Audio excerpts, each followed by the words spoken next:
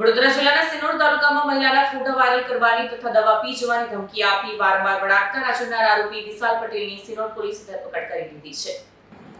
ગત તારીખ 1 મે 2024ના રોજ સિનોર પોલીસ સ્ટેશનમાં પીડિતાએ બરકાલ ગામના વિશાલ પટેલ સામે બળાત્કારની ફરિયાદ નોંધાવી હતી। સિનોર પોલીસ સ્ટેશનમાં નોંધાયેલ ફરિયાદ મુજબ આ બનાવ 3 જુલાઈ 2025 થી 3 માર્ચ 2026 દરમિયાન બન્યો।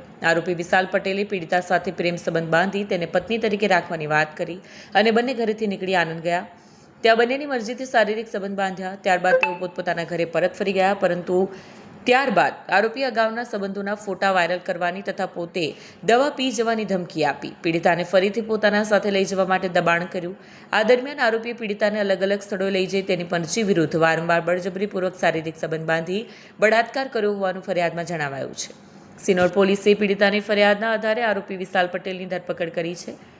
હાલ આ સમગ્ર કેસની વધુ તપાસ સિનોર પોલીસ સ્ટેશનના પીઆઈ આર વસાવા કરી રહ્યા છે। વિડીયો જર્નાલિસ્ટ જીસલ વસાવા સાથે સત્યા ટીવી ન્યૂઝ સિનોર।